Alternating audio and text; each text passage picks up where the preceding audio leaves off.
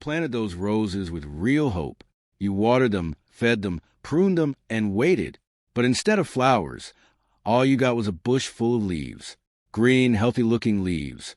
But not a single bloom worth talking about. And that is one of the most common and most misunderstood problems in home gardening. Here is what most people do when their roses stop blooming. They buy another fertilizer. They try another spray. They water more. They water less. And the roses still sit there, stubbornly green. What they do not realize is that the answer might already be sitting in their kitchen, and it costs absolutely nothing. There is one specific kitchen scrap that experienced rose growers have been burying at the base of their plants for decades. Modern soil science actually explains why it works. But there's a right way to use it and a wrong way. And the wrong way can quietly make your problem worse. I'm going to walk you through exactly what it is, why roses respond to it so strongly, and the one mistake almost every beginner makes when trying this method. Stay with me, because this one is worth knowing. Before we talk about the solution, we need to understand why roses stop blooming in the first place. Because if you do not understand the cause, no remedy in the world will give you lasting results. Roses are flowering plants, and flowering plants have a specific set of nutritional needs. They need 3 major nutrients: nitrogen, phosphorus, and potassium. You've probably seen those 3 numbers on fertilizer bags. But here is where most gardeners go wrong. They focus almost entirely on nitrogen. Nitrogen is a nutrient that pushes green leafy growth. It is important, absolutely. But when a rose gets too much nitrogen and not enough phosphorus and potassium, it does exactly what you are probably seeing right now. It grows beautifully green leaves and produces almost no flowers. The plant is essentially putting all its energy into foliage instead of reproduction. Phosphorus is the nutrient most directly responsible for flower bud development and root strength. Without adequate phosphorus, rose buds either never form, or they form weakly and drop before they open. Potassium works alongside phosphorus to regulate how efficiently the plant uses water and moves nutrients through its system. Without enough potassium, even a well-fed rose struggles to carry nutrient from the roots all the way up to the buds. There's another layer to this problem that gardeners rarely think about: soil biology.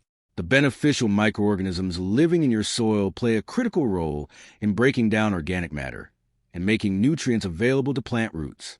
When soil is compacted, chemically overtreated, or just plain depleted of organic material, those microorganisms decline. And when they decline, your rose's ability to absorb nutrients declines right along with them, even if the nutrients are technically present in the soil. Environmental factors matter too. Roses planted in too much shade will always struggle to bloom, no matter what you feed them. Roses that were pruned too late in the season may have had their budding wood removed. Young roses in their first year often focus on root establishment rather than flowering.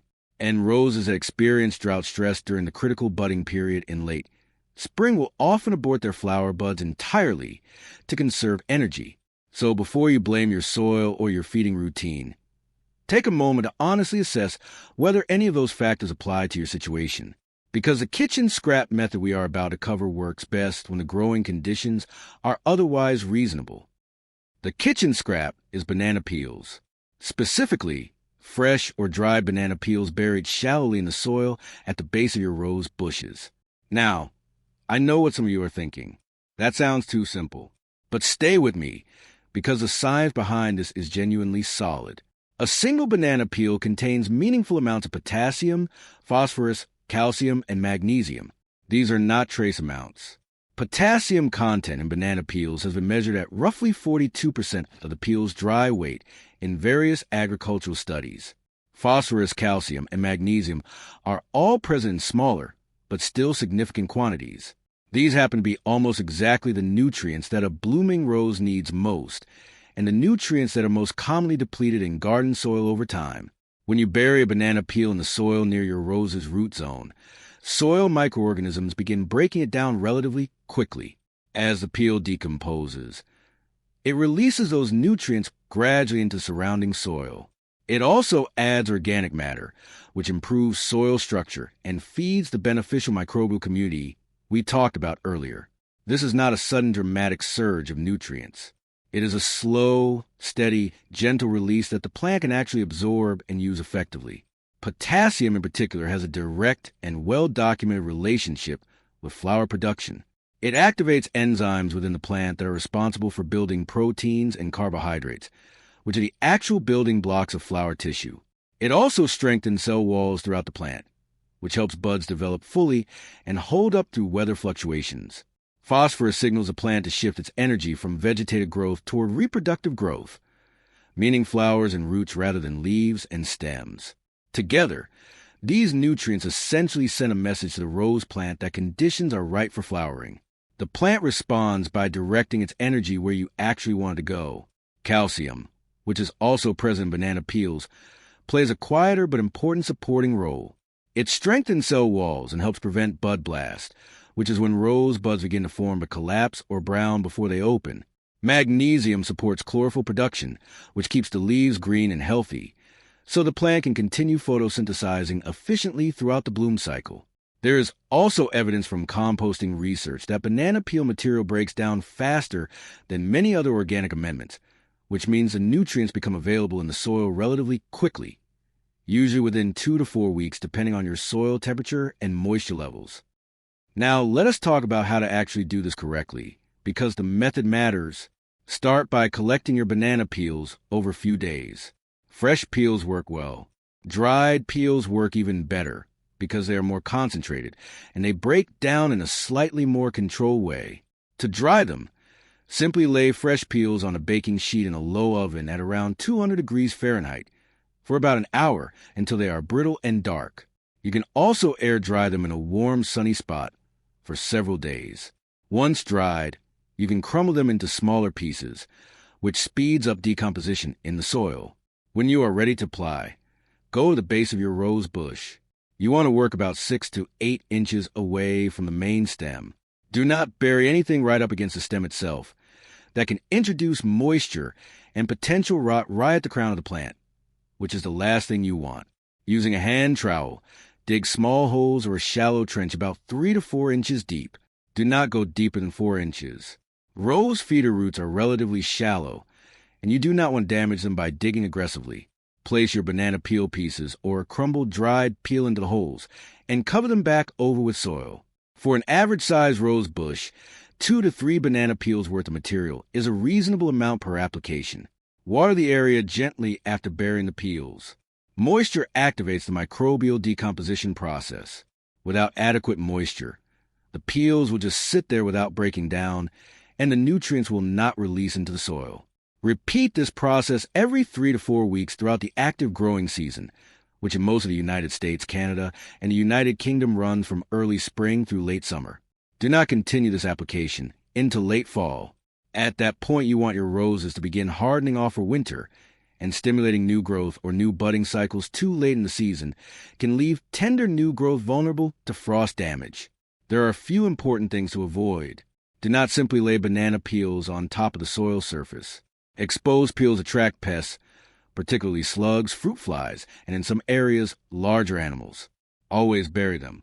Do not use banana peels that have been treated with preservatives or that have any mold on them beyond the natural darkening that happens with ripening. And do not assume that more is always better. Overloading the soil with decomposing organic material all at once can temporarily create anaerobic conditions near the roots, which does more harm than good. One more thing worth mentioning. If your rose bushes are in containers rather than in the ground, this method still works, but use it more sparingly. Container soil has less volume and less microbial activity than garden soil, so nutrients can accumulate more quickly. 1 peel per container every 4 to 5 weeks is a better starting point. So what should you realistically expect, and when should you expect it? The honest answer is that you are not going to walk outside tomorrow morning to a bush covered in blooms. This is not an overnight fix, and anyone who tells you otherwise is overpromising. What this method does is gradually improve the nutritional availability in the soil around your roses over several weeks. Combined with good growing conditions, adequate sunlight, consistent watering, and reasonable pruning habits, most gardeners who apply this method consistently through the growing season begin to notice a meaningful difference within 4 to 6 weeks. What that looks like in practice is this. First, you will likely notice the foliage looking a bit healthier and greener. That is the magnesium and improved root activity doing their work. Then, if the timing is right for your rose variety in your climate zone, you should begin to see new bud sets forming. With repeat blooming varieties, which includes most modern hybrid teas, floribundas, and many climbing roses, consistent applications through the season can genuinely increase the number of bloom cycles you see in a year. With once blooming old rose varieties, the benefit is more about supporting the one bloom cycle those plants produce, making it fuller, longer lasting, and healthier. Keep in mind that if your roses are dealing with a disease issue like black spot or powdery mildew, or they're under significant pest pressure, nutrition alone will not solve the problem. Address those issues separately. This method is a soil health tool, not a cure-all. The bigger takeaway here is something that experienced gardeners come to understand over time. Healthy roses do not come from expensive products or complicated routines. They come from paying attention to what the soil actually needs and working with natural processes rather than against them. Banana peels are not magic, but they are a free, practical, and science-supported way to give your roses something they genuinely need more of. Try it consistently this season. Give it 4 to 6 weeks before you judge the results. And pay attention to what your plants are telling you along the way. Your roses have been waiting for the right conditions to show you what they are capable of. Sometimes all it takes is giving them a little help from the most unexpected place.